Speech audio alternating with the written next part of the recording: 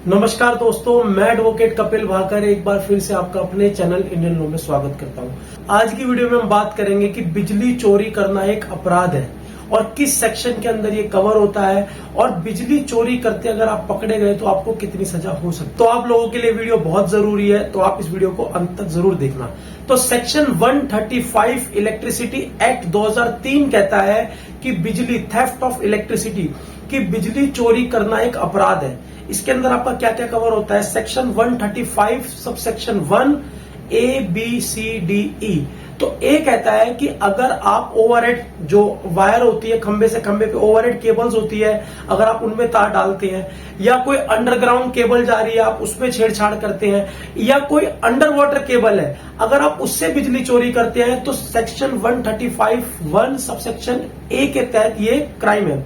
Similar आपका section 135(1) और sub section B भी यही कहता है कि अगर आप मीटर के साथ छेड़छाड़ करते हो, कोई ऐसा डिवाइस यूज करते हो अपने घर में कि जिससे आपकी इलेक्ट्रिसिटी जो है वो उसका आपका मीटर में गड़बड़ आती है या आपका यूनिट कम आती है, तो ये भी एक क्राइम है। Section 135 sub section 1 sub section C कहता है कि यदि आप मीटर के पोल को डैमेज करते हो या किसी इलेक्ट्रिसिटी मीटर को डैमेज करते हो तो ये भी एक क्राइम है। सेक्शन 135(1) सब सेक्शन डी कहता है कि यदि कोई आप खराब मीटर इस्तेमाल करते हो कि आप जानते हो कि आपके मीटर में प्रॉब्लम है, कोई सील उसकी ब्रेक हो गई है और ये जानने के बाद भी आप इलेक्ट्रिसिटी विभाग को इसकी शिकायत ना करते हुए उस मीटर को इस्तेमाल करते हो तो ये भी एक क्राइम है। एंड सबसे last section 135 sub section 1 sub section E कहता है कि यदि आप इलेक्ट्रिसिटी का गलत इस्तेमाल करते हैं, मींस आपने जो मीटर अप्लाई किया है वो किया है रेजिडेंट वाला, बट आप उसको कमर्शियल यूज करते हैं, आप बड़ी बड़ी फैक्ट्रीज चला रहे हैं, तो ये भी एक क्राइम है। अगर आप इनमें से कोई भी कार्य करते गए जो मैंने आपको ऊपर बताया ए बी सी डी ई, ये सब चोरी के अंदर कवर होता है। इस केस में आपको 3 साल तक की जेल या जुर्माना या दोनों आपके ऊपर लगाया जा सकता है। इसके अंदर कुछ महत्वपूर्ण कुछ इंपॉर्टेंट पॉइंट भी आपको जान लेने जरूरी है। तो पहला पॉइंट ये है कि अगर आप की जो मीटर की चोरी है तो लोड देखा जाएगा। अगर लोड 10 किलो के अंदर है, मतलब आपने बिजली चोरी की और आपका एवरेज लोड वो लोग चेक करेंगे कि 10 किलो के अंदर है, तो उस केस में जो आपका पेनल्टी का अमाउंट होगा वो 3x होगा, 3 टाइम्स होगा।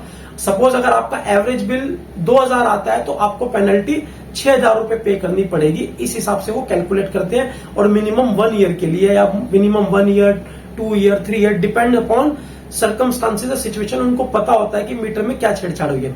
सिमिलरली अगर आपका मीटर 10 किलोवाट से ऊपर है, मतलब आप कोई कॉमर्शियल बड़ा फैक्ट्रीज चला रहे हो अपना रेजिडेंट मीटर पे या चोरी चुपके से कुछ इस तरीके का काम कर रहे हो कि आपका लोड 10 किलो से ज्यादा है, तो उस केस में भी आपके जो मिनिमम पेनल्टी है वो 3x, मतलब जितना भी आपका एवरेज बिल होगा उसको 3 टाइम्स मल्टीप्लाई कर दो। सब्सिक्वेंट ऑफेंडर के लिए 6x, अगर आप दोबारा करते पकड़े गए तो 6x प्लस 5 साल की आपको जेल इसमें हो सकती है। और साथ ही साथ मैं आपको बताना चाहूंगा कि अगर आप बिजली चोरी करते पकड़े गए तो तुरंत प्रभाव से इलेक्ट्रिसिटी जो ऑफिसर आएगा वो आपकी बिजली का आपका कनेक्शन आपका मीटर उतार के ले जाएगा, आपकी इलेक्ट्रिसिटी कट हो जाएगी और 24 घंटे के अंदर नियरेस्ट पुलिस स्टेशन में आपके खिलाफ FIR भी करा दी जाए। और साथ ही साथ आपको ये बता दूं कि अगर आप सेटलमेंट कर लेते हैं कि भाई जो भी आपका बिल बना और आपने वो इलेक्ट्रिसिटी डिपार्टमेंट को पे कर दिया, तो उस केस में आपका जो आपकी इलेक्ट्रिसिटी है वो रिज्यूम करने का टाइम है वो 48 आवर्स का होता है। तो 48 घंटे के भीतर इलेक्ट्रिसिटी विभाग आपके मीटर को दोबारा लगा के जाएगा और आपको इलेक्ट्रिसिटी प्रोवाइड की जाएगी। साथ ही साथ आपको ये बताना चाहता हूं, जो सब्सिक्वेंट ऑफेंडर होते हैं, जो चोरी बार बार करते हैं, जो नहीं मानते, उन लोगों को या जो इस तरीके के ऑफेंस बार बार करते रहते हैं, तो इलेक्ट्रिसिटी डिपार्टमेंट को राइट है, बिजली विभाग के पास पावर है कि वो उस व्यक्ति को अगले 3 महीने तक कोई फर्दर कनेक्शन प्रोवाइड नहीं करेगी, जिसको बढ़ाकर 3 महीने से बढ़ाकर 2 साल तक जिसकी सीमा की जा सकती है। नेक्स्ट हम चलते हैं सेक्शन 135 सब सेक्शन 2। ये कहता है कि इलेक्ट्रिसिटी ऑफिसर आपके घर पर आके छापा मार सकता है, चेक कर सकता है कि आप बिजली चोरी तो नहीं कर रहे। वो कभी भी आपके घर पे आ सकता है और आपके घर की तलाशी कर सकता है।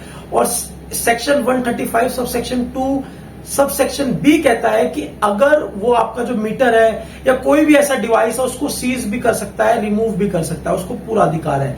और similarly section 135 sub section 2 sub section C कहता है कि उससे रिलेटेड, चोरी से रिलेटेड जितने भी एविडेंस है उसको पूरा अधिकार है कि वो आपके सारे वो चोरी से रिलेटेड सभी एविडेंस को सीज करके अपने डिपार्टमेंट को, अपने विभाग को जमा कर सकता है। नेक्स्ट हम चलते हैं सेक्शन 135 सब सेक्शन 3।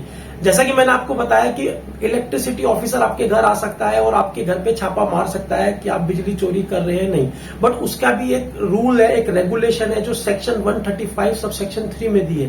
ये बहुत ही महत्वपूर्ण है। इलेक्ट्रिसिटी विभाग का जो इलेक्ट्रिसिटी ऑफिसर है वो आपके घर आ सकता है, छापा मारने आ सकता है, उसको पूरा अधिकार है। बट अगर आपके घर पे ताला बंद है तो वो आप अपना छापा या वो अपनी जो सर्चिंग है वो नहीं कर सकता। आपका होना अनिवार्य है। जिसके नाम पे मीटर है या वो, या अगर जैसे सपोज मेरे नाम पे मीटर है, मैं किसी को ऑथराइज कर दूं, तो मैं आपको सेक्शन 135 सब सेक्शन 3 एग्जाम्पल के साथ बताता हूं। सपोज मेरे घर पे मीटर है, मेरे नाम पे मेरा मीटर लगा हुआ है और मैं घर पे अवेलेबल हूं, तो जो इलेक्ट्रिसिटी ऑफिसर है वो मेरे घर पे आ सकता है, छापा मार सकता है, सर्चिंग कर सकता है, सीज कर सकता है, चेक कर सकता है कि मैं बिजली चोरी कर रहा हूं या नहीं कर रहा हूं। तो मेरा घर पे होना अनिवार्य है। मेरी एब्सेंस में अगर घर लॉक है तो वो सर्चिंग करने नहीं आ सकता। हाँ, मेरी वाइफ, मेरे बच्चे अवेलेबल है तो वो आ सकता है दिन में।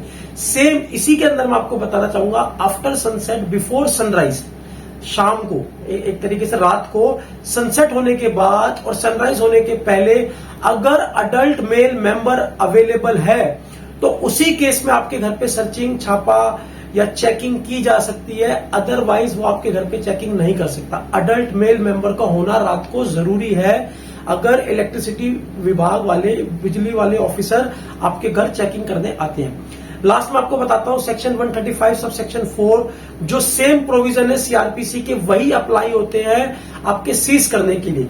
जैसे कि सीआरपीसी के अंदर मैंने आपको बताया था 154 एफआईआर होती है, इसी तरीके से सीआरपीसी में प्रोविजन है सीज करने के, तो वही प्रोविजन लागू होते हैं इलेक्ट्रिसिटी एक्ट जो आपका सेक्शन 135 के अंदर सब सेक्शन 4 के अंदर। ठीक है दोस्तों, उम्मीद करता हूं आपको सेक्शन अच्छा लगा होगा, वीडियो समझ आई होगी। अगर आपको वीडियो अच्छी लगी है, वीडियो को लाइक कर दो, शेयर कर दो, मेरे चैनल को ज्यादा से ज्यादा सब्सक्राइब कर दो। इस तरीके की महत्वपूर्ण जानकारी लेके आपके सामने आता रहूंगा। जय हिंद।